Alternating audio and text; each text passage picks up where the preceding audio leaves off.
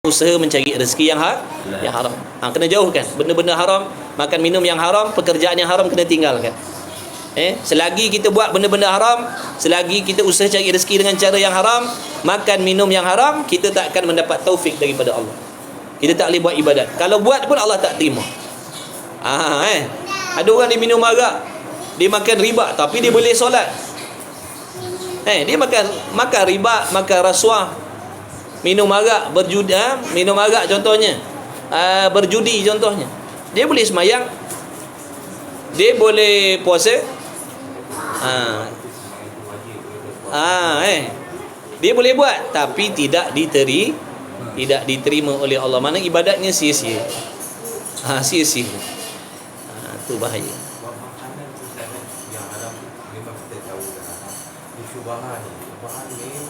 Syubhat ni lah yang paling bahaya sekali. Payah nak elak. Sebab yang haram tu nyata dah. Yang syubhat ni tak nyata. Jadi untuk kita, kalau benda tu syubhat, tak yakin halal, tak yakin haram, baik tinggalkan. Banyak lagi makanan yang halal. Kadang-kadang makanan-makanan ada orang kata boleh, ada orang kata tak boleh. Jadi yang afdalnya tinggalkan, jangan ambil. Walaupun dekat situ ada cop halal. Cop ni boleh buat. Dunia akhir zaman ni orang nak berniaga. Dia nak lebih-lebih lagi orang fikirkan keuntungan duit, dia tak fikir dosa. Jadi apa saja jalan yang boleh mendatangkan duit, maknanya jalan terus. Dia sanggup menipu. Dia sanggup menganiayai orang lain, dia sanggup menzalimi orang lain, asalkan dapat keduniaan yang dia inginkan, kekayaan contoh. Lepas tu berlaku macam-macam penipuan dalam perniagaan. Maka Tuhanmu, mana tadi? Jika ada bagimu dapat pertolong dengan hatimu dan cita di dalam ibadat, maka Tuhanmu inilah pada asal makanan hingga ada pada jalannya. Kemudian lazim atasmu wahai hamba-hamba Allah. Atas diri kita ni lazim. Mana lazim ni mestilah. Kena jaga, kena waspada, kena selalu ingat. Itu maksud lazim, tak dapat tidak maksudnya. Lazim ni tak dapat tidak.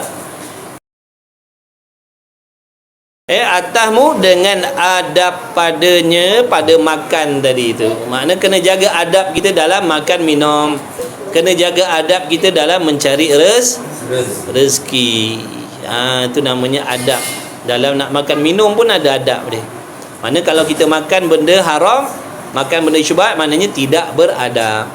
Kalau kita cari duit dengan cara haram dan syubhat, maknanya kita tidak beradab dengan Allah, maknanya tak jaga adab dengan Tuhan.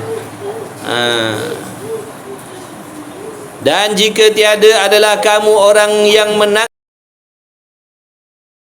bagi makanan dan yang mensia-siakan hari. Kalau tidak, kita ni masuk dalam golongan orang yang mensia-siakan umur, mensia-siakan hari. Makna mensia-siakan umur kita. Tak boleh nak beribadat, tak diberi taufik oleh Allah.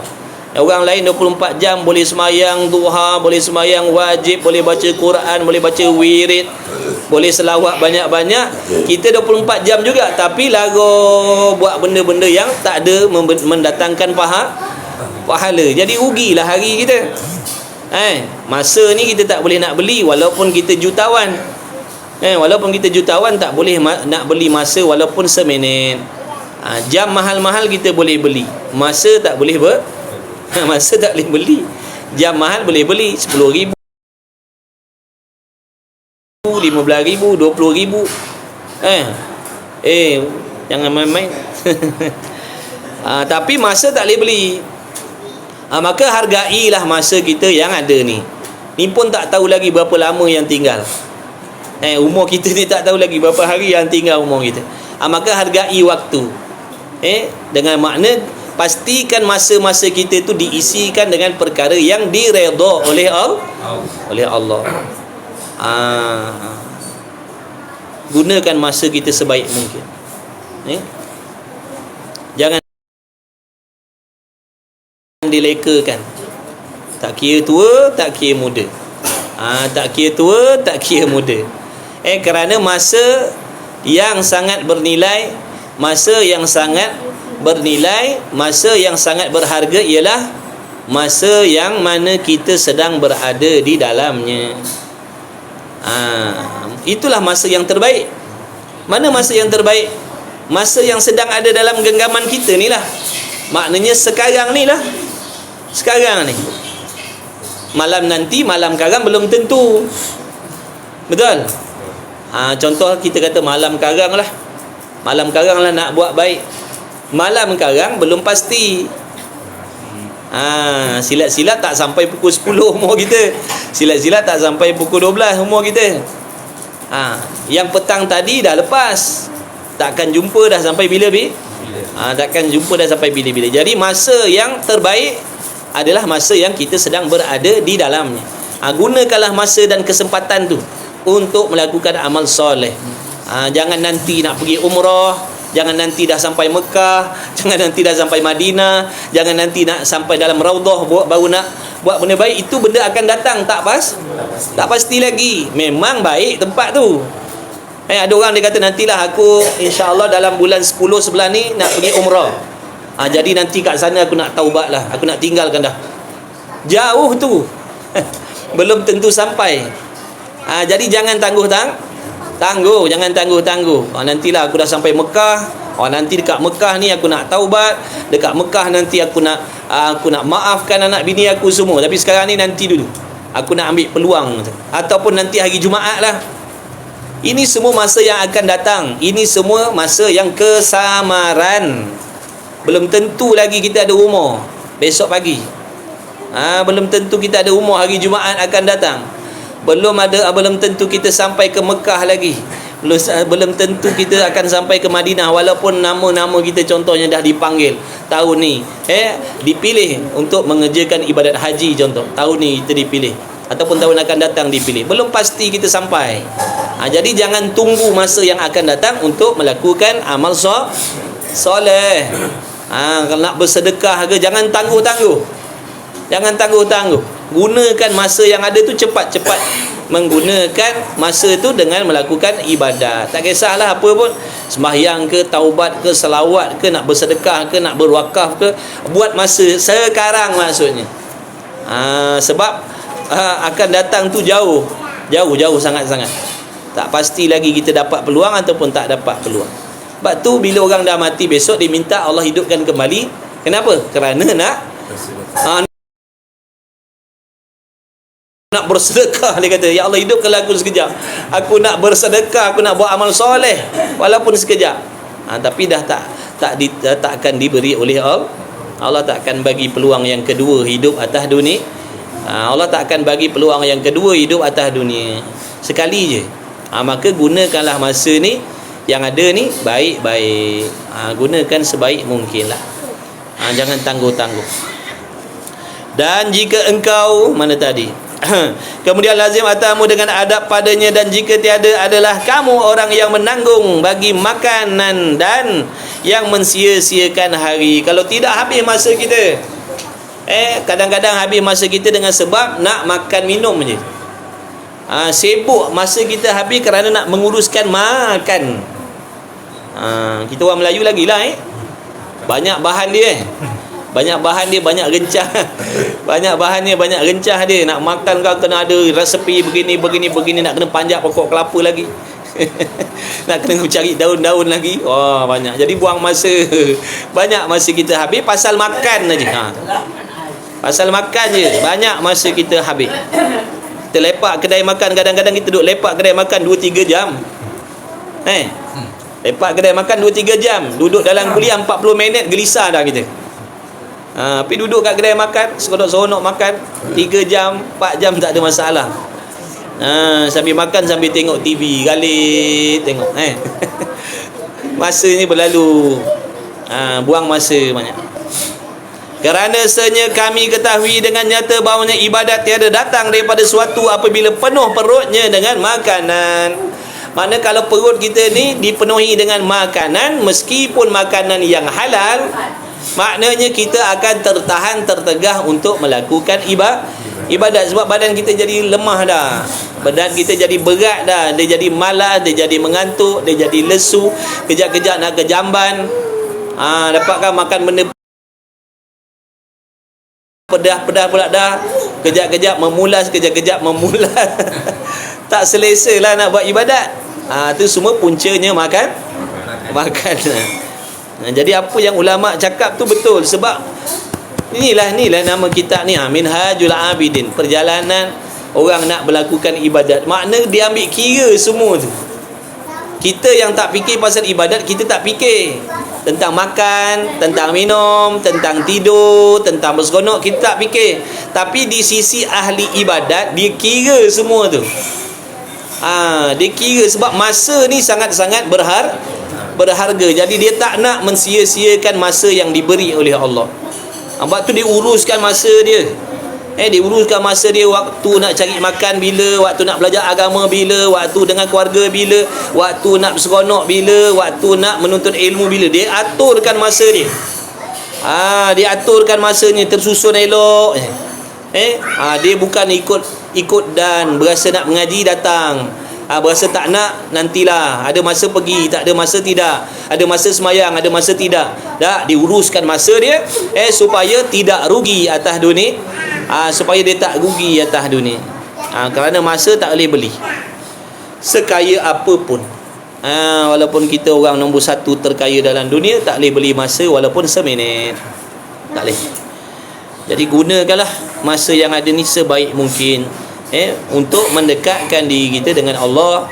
Gunakan masa kita sebaik mungkin untuk kita berubah, maknanya memperbaiki amalan kita. Belajar ilmu agama, belajar ilmu fardu ain, fahamkan tentang akidah, fahamkan tentang syariat, agar amalan yang kita buat tu bertepatan, mudah-mudahan diterima oleh Allah Subhanahu wa taala. Maka di antara perkara yang boleh menolong kita, jaga pemakanan. Jaga pemakanan.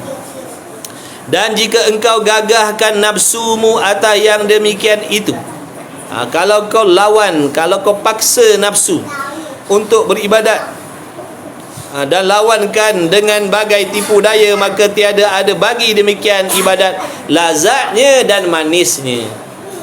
Meskipun kita kata aku kenyang-kenyang pun boleh semayang, aku makan banyak pun boleh semayang, boleh berqiyamul lail, boleh baca Quran, ya boleh, tapi kemanisan tu tak ada. Syok dalam ibadat tu, manis ibadat ni makna syok lah. Syok dalam ibadat tu tak dapat. Sebab apa? Kita buat dalam keadaan perut kita tak selesa, mengantuk, tak boleh tumpukan perhatian. Kalau solat tak boleh nak khusyuk, kekejap terlelap dalam sembahyang kita.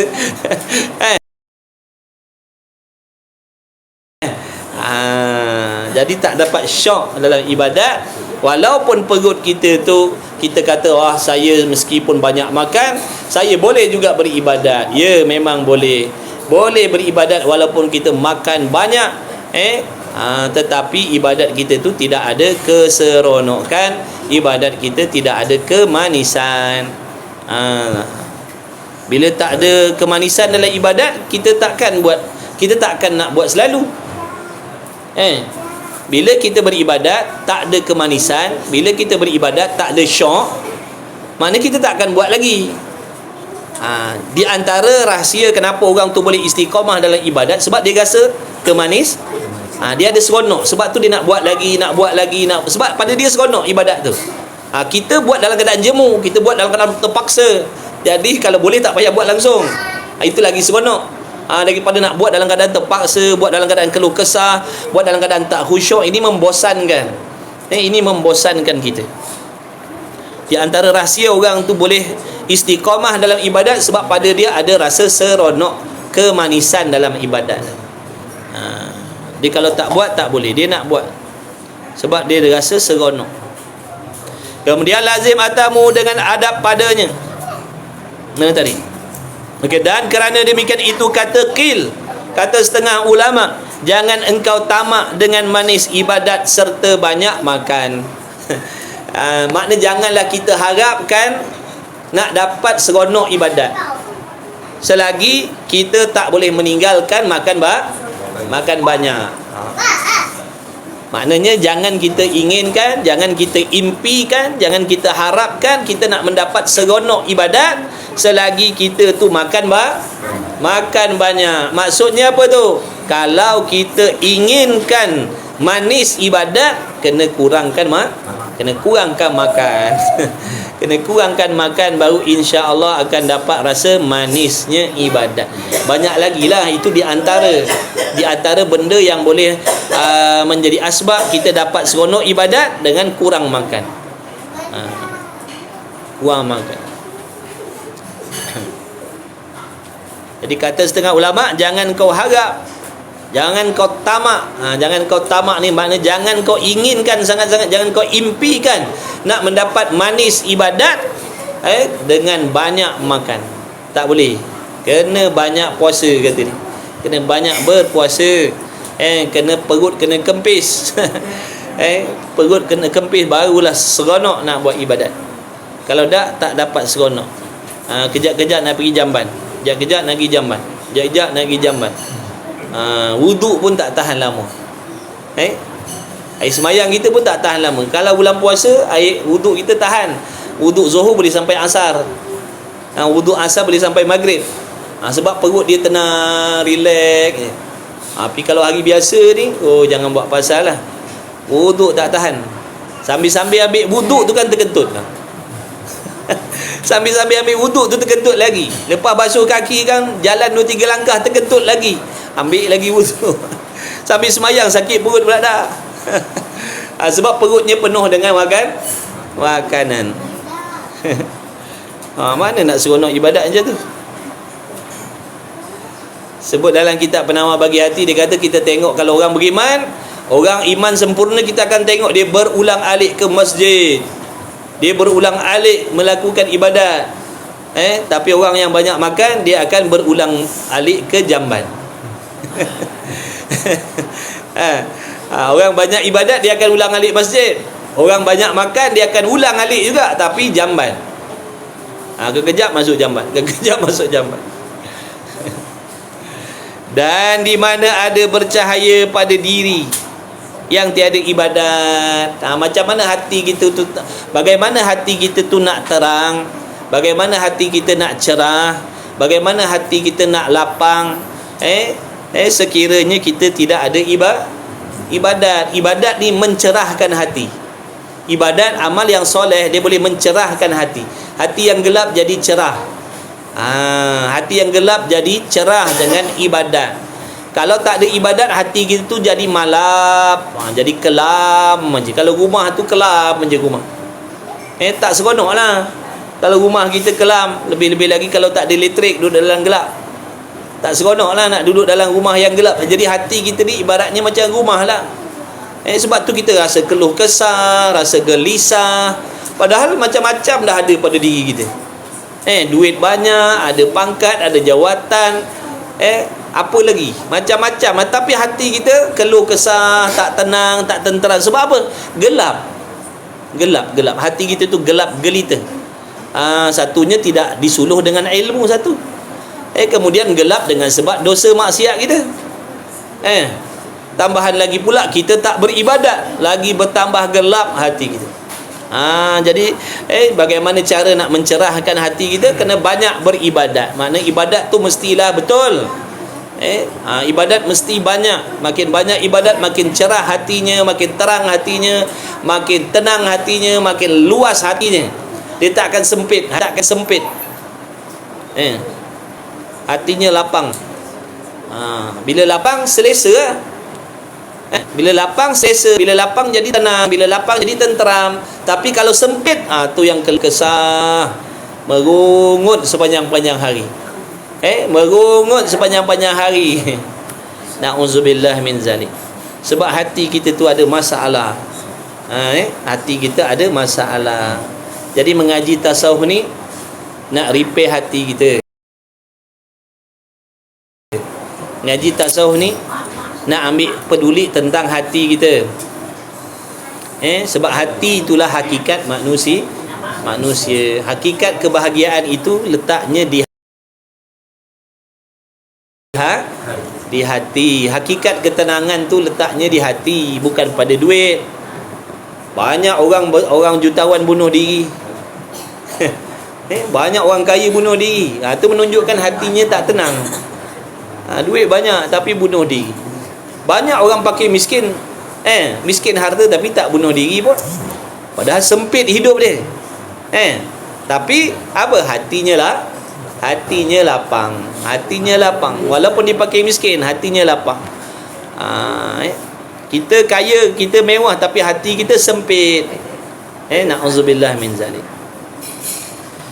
Di mana ada percaya pada diri ataupun pada hati yang tiada ibadat, dan yang bahkan tetapi pada ibadat dengan tiada lazat dan tiada manis, tak seronok nak buat ibadat. Allah, ini masalah makanan kita lah ni. Jadi kita ni berasa lemah, berasa lesu, berasa tak minat, berasa tak berahi dengan ibadat, sebab ada masalah pada hati kita. Di antara puncanya makanan. Jadi kita dah tahu ni, usahalah kita dah tahu ni, usahalah kawal pemakanan kita tu. Usaha kawal pemakanan kita. Lebih-lebih lagi yang haram, yang syubhat, itu dah memang wajib dah nak kena tinggalkan, mahu tak mahu. Ni masalah sekarang ni, kena kontrol pemakanan meskipun halal. Meskipun halal, kena pantau juga. Jangan bersangatan kenyang dengan makanan yang halal. Kerana dia boleh memberi kesan juga kepada kerasnya hati dia. Dan kerana inilah kata Ibrahim bin Adham, bersahabatku kebanyakan rijalullahu ta'ala di Jabal Lubnan, maka adalah mereka itu berwasiat akan daku. Kata Ibrahim bin Adham, dia kata, aku ada bersahabat, aku ada berkawan dengan orang-orang yang hebat di sisi Allah, yang melakukan ibadat di puncak gunung Jabal Lubnan tu. Orang yang berada, makna orang yang berkhalwat, berkhalwat menjauhkan dirinya daripada dunia kerana nak menumpukan diri dengan ibadat. Jadi kata Ibrahim bin Adham, aku ada berkawan dengan orang-orang tu. Aku ada berkawan dengan orang-orang tu, ahli ibadat tu. Jadi mereka ada memberi wasiat kepada aku. Apa wasiat dia? Maka adalah mereka itu rijalullah, makna wali-waliullah yang duduk di Jabal Lubnan yang beribadat. Ini di antara pesanan kekasih Allah. Di antara pesanan kekasih Allah, wali-wali Allah di Jabal Lubnan, di Gunung Lubnan, di Bukit Lubnan, dia memberi wasiat, memberi nasihat kepada Ibrahim bin Adham. Apa nasihat mereka? Apabila engkau kembali kepada abna'id dunya, bila kau balik ke bandar, sekarang ni kau datang tempat kami ni, kau datang ke puncak bukit ni, kau datang ke puncak bukit ni, tempat ibadat ni, jauh daripada manusia ni. Nanti bila kau balik tempat asal kau, bila kau pulang ke kampung, bila kau pulang ke bandar, bila kau bercampur balik dengan manusia, maka ajarkan olehmu akan mereka itu. Ajarlah manusia, ajarlah masyarakat, ingatkan manusia dengan 4 perkara. Ini wasiat daripada waliullah, kekasih Allah yang beribadat di gunung, di atas puncak gunung tu. Dia berkhalwat, dia beruzlah, dia mengasingkan diri daripada manusia, beribadat sepanjang-panjang waktu di situ. Ini di antara nasihat dia. Jadi secara tak langsung nasihat ni untuk kita. Sebab tu Imam Ghazali bubuh dalam ni. Sebab tu Imam Ghazali bubuh dalam ni, supaya kita yang belajar, kita yang mendengar, kita yang mengaji ni dapat tahu, dapat juga wasiat, dapat juga nasihat daripada waliullah. Perantaraannya kitab ni lah. Kitab ni lah perantaraan dia. Kita dapat mengambil, kita dapat mengetahui nasihat-nasihat yang bermanfaat, yang diberi oleh orang-orang soleh, nasihat yang diberi oleh orang yang bertakwa, nasihat yang diberi oleh ahli akhirat. Ni di antara dia ada 4 perkara. Dia kata Ibrahim bin Adham, bila kamu balik kepada manusia nanti, sampaikan 4 benda ni. Mana dia? Yang pertama, ni wasiat yang pertama. Barang siapa banyak makan, tiada dapat lazat ibadat. Itu yang pertama. Siapa-siapa yang banyak makan, tak dapat seronok beribadat.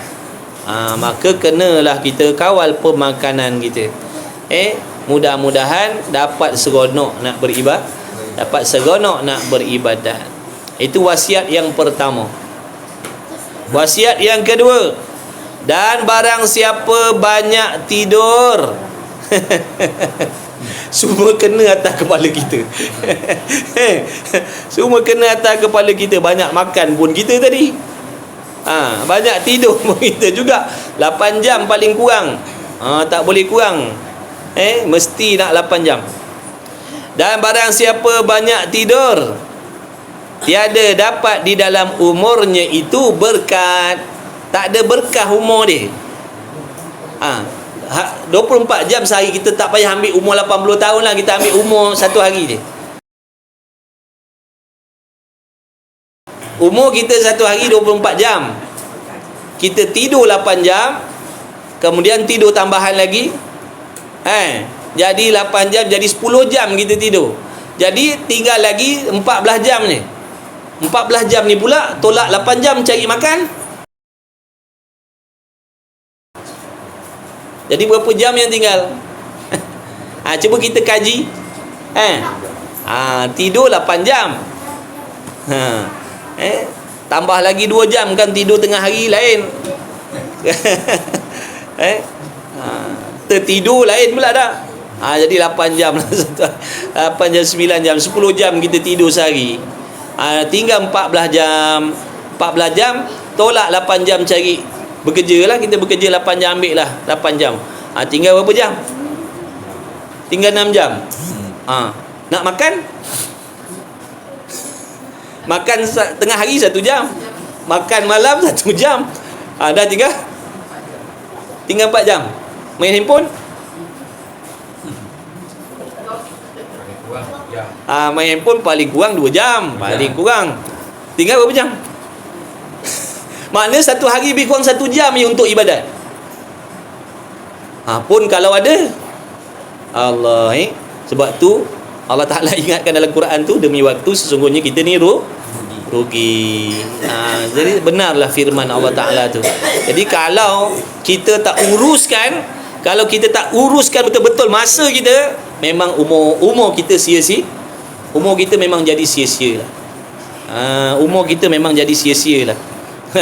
Banyak tidur tu. Banyak tidur, tak ada dapat berkat dalam umurnya. Walaupun panjang umurnya, tak ada berkat. Apa maksud umur berkat? Sebab tu kalau nak doa, minta, ya Allah, rezekikan kepada kami umur yang berkah.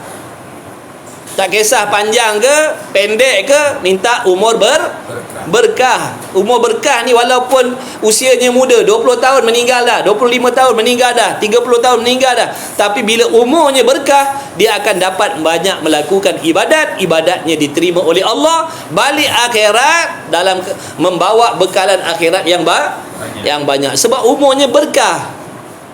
Umur tak berkah ni 1000 tahun pun tak ada ibadat yang kita dapat bawa balik. Tengok Fir'aun tu, umurnya beribu tahun, tapi tak ada berkat. Ada orang umur 80 tahun, tak ada berkat. 80 tahun tak ada ibadat, tak solat, tak puasa, tak beramal dengan agama, wal'iyadzabillah min dzalik. Banyak pula buat dosa maksiat, tak ada berkat umur.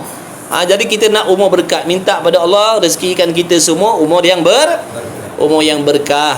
Makna setiap hari pun ada keberkahan. Ada keberkahan setiap hari, ada keberkahan setiap jam. Makna setiap jam tu, 24 jam tu ada pahala, ada ibadat yang dapat kita buat. Tu panggil umur berkah. Ini nasihat daripada waliullah yang pertama. Kata dia apa? Peringatan dia, siapa banyak makan tak dapat seronok ibadat. Siapa banyak tidur, umurnya tak ada berkat. Ada ulama kata siapa banyak tidur, umurnya pendek. Siapa banyak tidur, umurnya pendek lah. Dah tidur 24 jam, pendek lah umur. Orang lain tidur 2 jam, kita tidur 10 jam, pendek lah umur kita. Masa tinggal sikit lah. Tak banyak benda yang kita boleh buat setiap hari sebab banyak tidur. Sibuk dengan makan, sibuk dengan tidur. Yang ketiga wasiat dia, dan barang siapa menuntut redha manusia, Siapa yang suka cari redha manusia, apa pun yang dia nak buat, dia tanya dulu, manusia suka tak? Kalau aku buat macam ni, manusia suka tak? Kalau aku pakai macam ni, manusia suka tak? Kalau dia manusia, dia nak penilaian manusia tadi. Dia kata kalau aku pakai macam ni, manusia suka tak? Kalau aku buat kerja macam ni, manusia suka tak? Kalau aku buat macam ni, manusia suka tak? Kalau aku pergi tempat macam ni, manusia suka tak? Semua manusia. Dia bukan nak cari redha Allah, nak cari redha makhluk. Dia nak manusia redha dengan dia. Biarlah Allah tak redha pun tak apa. Jadi seolah-olah manusia itulah yang menanggung rezeki dia, seolah-olah manusia itulah yang bagi dia makan minum, seolah-olah manusia itulah yang menghidupkan dia, seolah-olah manusia itulah yang menjaga dia dan anak bini dia.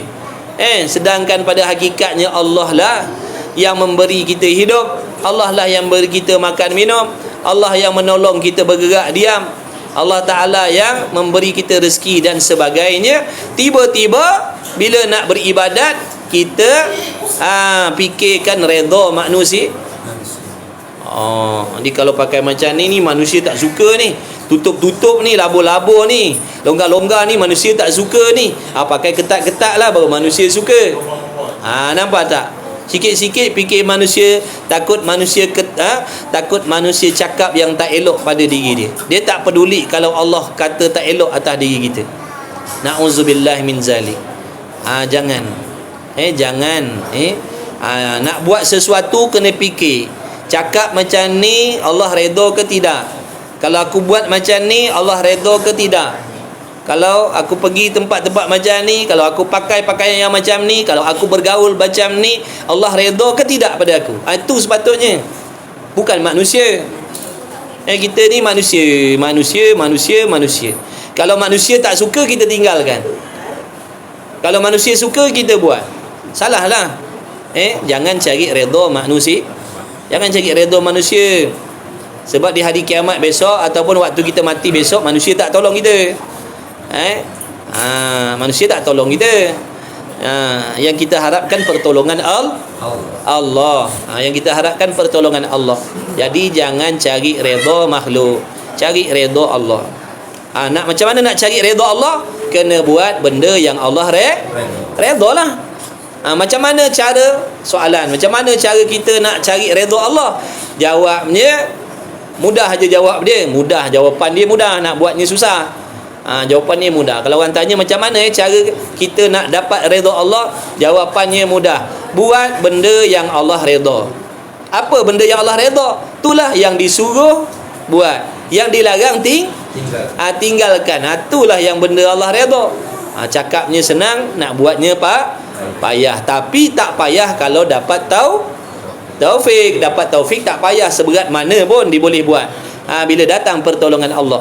Kalau tak dapat pertolongan Allah, seringan apa pun tak boleh. Hari ni nak selawat 10 kali pun tak dapat. Allahu Akbar. Mujur ada semayang, terselawat juga. Mujur ada solat, terselawat juga kita. Sebab kalau tak selawat kan tak sah semayang. Betul? Jadi mau tak mau terselawat jugalah. Dalam tahiyat tu terselawat juga. Asyhadu an la ilaha illallah wa asyhadu anna Muhammad Rasulullah. Allahumma salli ala Sayyidina Muhammad. Terpaksa jugalah selawat. Sebab kalau tak selawat tak sah. Habis semayang tak ada dah selawat. Jadi hari ni berapa banyak kita selawat? Perkataan kita dengan selawat mana banyak hari ni? Kita fikir-fikir, kita renung-renung lah. Daripada celik mata sampai sekarang, perkataan yang keluar daripada mulut kita lebih banyak daripada selawat, ataupun selawat lebih banyak daripada apa yang kita cakap hari ni. Maknanya kalau kita fikir-fikir, rasanya tadi banyak bercakap daripada selawat. Malam ni sebelum tidur ke apa benda ke, selawat balik, cover balik, selawat banyak-banyak. Mudah-mudahan perkataan ibadat, perkataan yang baik lebih banyak daripada perkataan yang sia-sia. Boleh jadi hari ni kita ada cakap benda haram, mana kita perasan kadang-kadang ada tercakap benda haram, betul? Jadi perkataan yang baik-baik tu akan mengkafarahkan perkataan yang sia-sia, Dan barang siapa menuntut redha manusia, maka jangan nanti akan redha Tuhan. Jangan harap nak dapat redha Allah kalau kita hidup atas dunia ni nak mencari redha manusia. Makan pun nak cari redha manusia, pakaian pun nak cari redha manusia. Na'udzubillah min zalik. Padahal yang menolong kita Allah, yang memberi rezeki kita Allah, yang nak menyelamatkan kita dalam kubur besok Allah, yang nak menyelamatkan kita di padang mahsyar besok Allah, yang nak menyelamatkan kita daripada neraka Allah, bukan manusia. Jadi apa faedahnya kita nakkan redha manusia? Redha manusia tak mendatangkan pahala. Bila manusia redha dengan kita, tak tambah pahala pun. Hari ni kita buat kebajikan, satu kampung redha. Redha ni makna Melayu suka dengan kita. Kita buat satu benda baik contohnya, ataupun kita buat satu benda, satu kampung redha dengan kita, tak dapat pun kita tak dapat pahala pun. Yang memberi pahala ni Allah, bukan manusia. Begitulah juga yang mendatangkan dosa juga Allah, bukan manusia. Contohnya, jangan takut buat benda baik meskipun manusia tak biarkan manusia tak redha. Kita pakai, kita nak berubah, kita nak berhijrah, nak jaga pakaian kita. Kalau dulu pakai seksi-seksi, sekarang ni kita dah berubah pakaian. Manusia tak suka kita berubah. Jangan risau, tak menjadi dosa dengan manusia tak suka dengan kita. Yang menjadi dosa ni kalau Tuhan tak suka dengan kita. Bila Allah tak suka dengan cara pemakaian kita, baru datang dosa. Kalau setakat manusia tak suka dengan cara pakaian kita, tidak mendatangkan walau satu dosa pun. Jadi kita betulkan balik minda kita ni. Jangan buat sesuatu kerana manusia, buat kerana nak mencari redha Allah. Nak buat redha Allah, kena buat benda yang Allah redha. Maknanya perbuatan tu kadang-kadang tidak menghalalkan niat kita tu, walaupun niat baik, tapi kalau caranya menyalahi syariat, tetap salah. Niat tak menghalalkan cara. Niat tak menghalalkan cara. Kita nak jaga hati suami kita, kita pakai seksi-seksi keluar rumah, niatnya baik. Niatnya baik, nak taat pada suami, tapi caranya salah. Dia kata, suami saya suka kalau saya keluar rumah pakai seksi-seksi, jadi saya nak menggembirakan hati suami saya. Baik tak? Nak menggembirakan hati suami, baik tak? Baik, tapi dengan cara yang macam tu salah. Itu maksud. Niat tak menghalalkan cara. Jadi cara kena ikut syariat. Cara mesti kena ikut syariat. Walaupun niatnya baik, tapi kalau syariatnya salah, tetap salah. Tak boleh. Suami nak menggembira, nak jaga hati isteri dia, baik. Apa contoh? Isterinya meronta-ronta, nak keluar rumah pakai pakaian seksi. Oleh kerana suami kata, aku nak jaga hati isteri aku sayang dia, aku tak nak dia berasa hati, aku tak nak dia sedih. Jadi dia nak keluar rumah nak pakai seksi-seksi, aku benarkanlah. Tak boleh, sebab cara tu menyalahi syariat. Walaupun niat dia baik. Nak jaga hati isteri. Isteri nak keluar tengah malam, nak pergi jumpa kawan-kawan, nak pergi ke parti ke mana-mana, pergi seronok-seronok. Nak jaga hati isteri, suami kata tak apalah, saya izinkan awak. Tak boleh. Walaupun niatnya tu baik, nak jaga hati, tapi cara tu menyalahi syariat. Itulah penting kita belajar. Baru kita tahu apa yang kita buat tu boleh ataupun tak boleh. Belajar. Kalau tak belajar, nanti kita ni ditipu oleh nafsu tipu kita. Dan wasiat yang terakhir, jadi ingat ni nasihat untuk diri saya sendiri, nasihat untuk diri saya sendiri dan untuk kalian semualah yang belajar, yang mengaji, yang mendengar. Kalau nak cari redha Allah, ataupun kalau kita buat sesuatu nakkan redha manusia, jangan harapkan redha Jangan jangan harap redha Allah kalau kita buat sesuatu nak mencari redha manusia. Jangan harapkan redha Allah. Takkan dapat redha Allah selagi niat kita tak betul. Dan yang keempat, dan barang siapa membanyakkan perkataan dengan yang sia-sia. Ini perkataan yang sia-sia ni makna perkataan yang tak ada dosa. Barang siapa yang memperbanyakkan perkataan yang sia-sia ni tak ada dosa maknanya, bual-bual kosong. Cerita pasal makan, cerita pasal pakaian, cerita pasal jalan-jalan, tu sia-sia maknanya, tak dapat pahala pun. Tak mendatangkan dosa dan tak datangkan pahala pun. Itu perkataan yang sia-sia. Jadi di antara wasiat waliullah tadi apa? Barang siapa yang banyakkan perkataan yang sia-sia dan mengumpat-ngumpat, ini haram dah. Ni mengumpat ni dah haram dah, ni bukan sia-sia dah. Maknanya mengumpat tak sia-sia. Mengumpat tak sia-sia. Faham baik-baik? Dia perkataan, satunya perkataan yang sia-sia. Yang kedua, perkataan yang haram.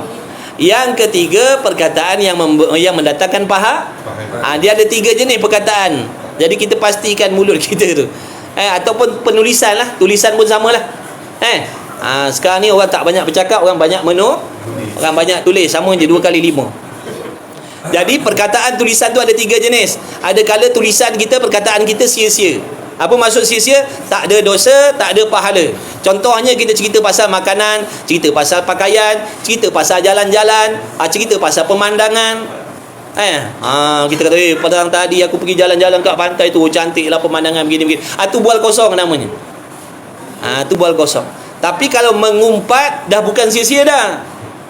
Mengumpat tu dah dosa dah. Mengumpat tu dah dosa dah. Cerita aib orang, cerita rahsia rumah tangga orang, cerita maksiat orang di tempat yang tidak diharuskan oleh syarak. Itu perkataan yang haram. Adapun perkataan yang baik, perkataan yang mendatangkan pahala. Contoh, kita kongsikan ilmu yang bermanfaat, sama ada ilmu dunia ataupun lebih-lebih lagi ilmu akhirat. Ilmu dunia, kita pandai masak, kita kongsikan cara masak. Kita pandai jahit baju, kita kongsi cara jahit baju. Kita pandai pomen kereta motor, kita kongsikan cara-cara nak baiki kenderaan dan sebagainya. Itu perkataan yang bermanfaat, itu dapat pahala. Walaupun ilmu dunia, kita pandai mengira, kita ajar anak bangsa kita cara-cara mengira.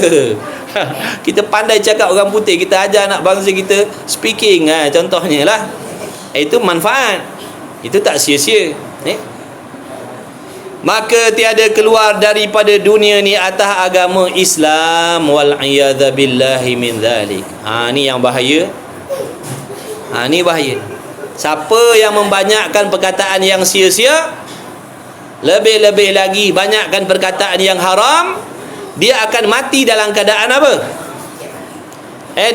Maka tiada keluar daripada dunia. Makna dia takkan meninggalkan dunia ni atas agama Na'udzubillah. Barangkali dia mati dalam keadaan tercabut Islam dia. Na'udzubillah min zalik. Ini sangat-sangat menakutkan. Ini sangat-sangat menggerunkan. Maknanya ada kebarangkalian dia akan mati dalam keadaan tercabut Islam dia akan mati dalam keadaan meninggalkan Islam. Na'udzubillah min zalik. Sebab apa tadi? Banyak cakap yang haram, banyak cakap yang sia-sia. Yang sia-sia, banyak mengumpat-ngumpat. Na'udzubillah min zalik. Habislah. Cukuplah sekadar itu.